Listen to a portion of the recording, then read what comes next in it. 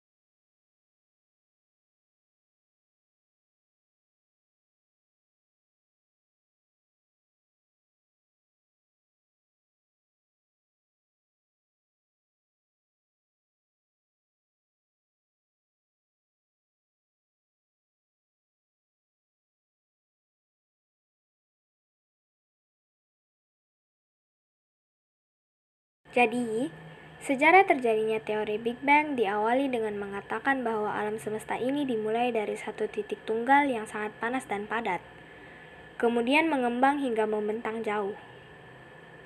Alam semesta setelah meledak itu mengembang dengan kecepatan yang tak terbayangkan, tapi kemudian kecepatannya mengecil menjadi lebih terukur. Setelah terjadinya ledakan itu, titik awal pengembang sisa ledakan tersebut kemudian masing-masing menjadi bibit terbentuknya galaksi, sistem tata surya, dan berbagai objek pengisinya. Setelah semua itu, awal mula bumi terbuat pun terjadi. Bumi terbentuk sekitar 4,54 miliar tahun yang lalu akibat akresi nebula surya. Massa berbentuk cakram debu dan gas yang merupakan sisa-sisa dari pembentukan matahari dan bumi, terbentuk oleh serangkaian tabrakan yang terjadi kurang dari 100 juta tahun setelah tata surya bersatu. Lebih dari 10 tumbukan dengan benda lain menambah jumlah besar ke planet kita yang sedang tumbuh. Menurut sebagian besar model proses terbentuknya bumi, dengan mengukur usia bebatuan di bulan dan meteorit yang ditemukan di bumi. Tabrakan terakhir dalam garis waktu bumi adalah dengan Theia, sebuah planetoid berbatu yang mungkin seukuran Mars. Protoplanet ini menyapu bumi, meninggalkan planet kita sebagian besar utuh, tetapi menghancurkan dirinya sendiri dan menerbangkan atmosfer bumi. Puing-puing Theia yang menguap mengembun menjadi bulan bumi. Beberapa peneliti berpikir sisa-sisa bumi pra-tabrakan masih ada jauh di dalam mantel bumi dan inti luar hari ini. Mantel adalah lapisan antara kerak permukaan dan inti. Kekuatan tumbukan pembentuk bulan membuat bumi menjadi gumpalan magma panas yang bergolak. Kondisi neraka membuat bumi menyerupai Venus untuk sementara waktu, dengan atmosfer yang kabur dan beruap. Tapi saat planet mendingin, lava menjadi batu dan air cair mulai mengembun, membentuk lautan pertama di bumi. Mineral tertua yang ditemukan di bumi, yang disebut zirkon, berasal dari masa ini dan berusia 4,4 miliar tahun. Setelah melewati masa-masa terciptanya bumi, dan inilah proses perkembangan bumi dapat dibagi menjadi 4 zaman, yakni Archaeozoikum, Paleozoikum, Mesozoikum, dan Neozoikum, atau biasa yang disebut Kenozoikum. Keragaman hayati yang ada di Indonesia, secara garis besar keanekaragaman hayati ini dibagi menjadi 3 tingkat, yaitu keanekaragaman gen, keanekaragaman spesies, keanekaragaman ekosistem. Keanekaragaman gen adalah keanekaragaman individu dalam satu jenis makhluk hidup. Keanekaragaman gen mengakibatkan variasi antara individu sejenis. Contohnya, keanekaragaman tingkat gen ini adalah tanaman bunga mawar putih, bunga mawar merah, dan mawar kuning yang memiliki perbedaan, yaitu berbeda dari segi warna bunga. Keanekaragaman spesies. Keanekaragaman hayati tingkat spesies ini menunjukkan keanekaragaman atau variasi yang terdapat pada berbagai jenis atau spesies makhluk hidup dalam genus yang sama atau familia yang sama.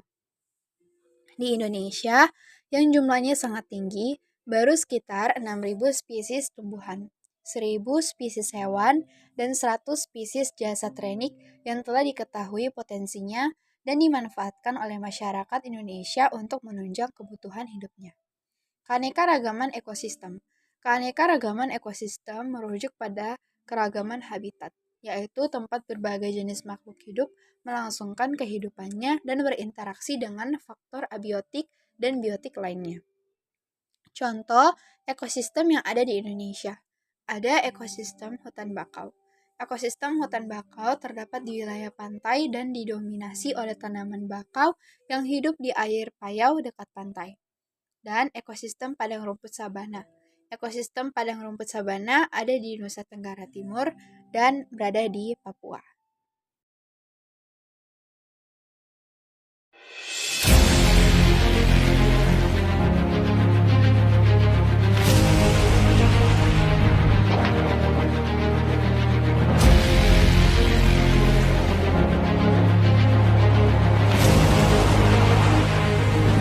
Yang pertama adalah zaman Archaeozoikum. Zaman Archaeozoikum atau Archean adalah zaman tertua di bumi secara geologis. Pada zaman itu, kehidupan belum ditemukan karena bumi masih berupa bola gas panas yang berputar pada porosnya. Permukaan bumi masih jauh dari stabil sehingga tidak ada kehidupan pada masa ini. Udara di bumi sangat panas sehingga tidak memungkinkan adanya kehidupan yang kompleks. Berdasarkan penelitian geologi, diperkirakan bumi telah terbentuk sekitar 4,6 miliar tahun yang lalu. Ciri-ciri zaman Archaeozoikum. Bumi masih merupakan gas yang panas, belum ada tanda-tanda kehidupan, terjadinya lipatan mantel bumi merupakan proses pembentukan bumi. Yang kedua, zaman Paleozoikum. Zaman Paleozoikum adalah kehidupan yang tua atau purba. Zaman ini sering juga disebut sebagai zaman pertama dalam peradaban dunia. Sebab, pada zaman ini belum terdapat manusia purba. Beragam spesies hewan purba hidup di zaman ini. Ciri-ciri zaman Paleozoikum. Sudah mulai terdapat kehidupan berupa mikroorganisme, keadaan bumi masih belum stabil, iklim masih berubah-ubah, curah hujan yang sangat besar. Mengapa pada zaman Paleozoikum belum terdapat manusia purba? Karena pada zaman Paleozoikum, bumi masih belum stabil dan terus berubah-ubah. Pada masa tersebut, iklim masih berubah-ubah. Curah hujan masih sangat tinggi, bahkan terus membanjiri permukaan bumi.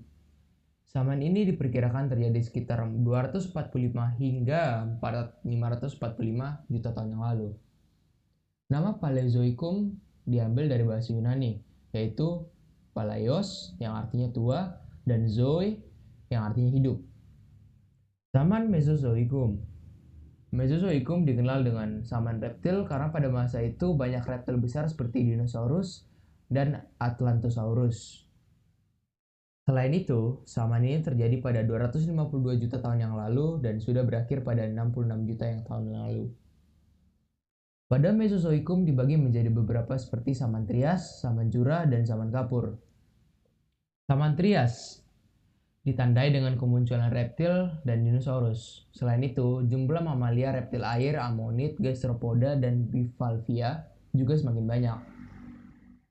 Zaman Jura sering disebut sebagai periode kejayaan dinosaurus.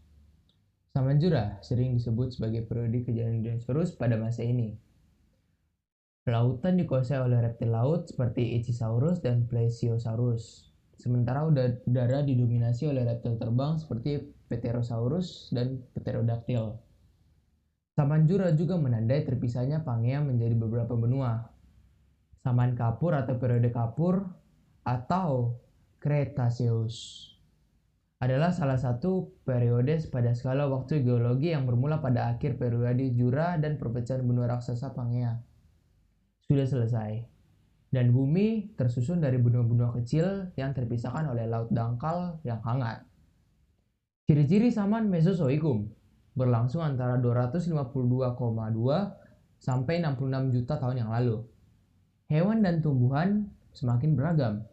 Banyak ditemukan reptil raksasa dan dinosaurus.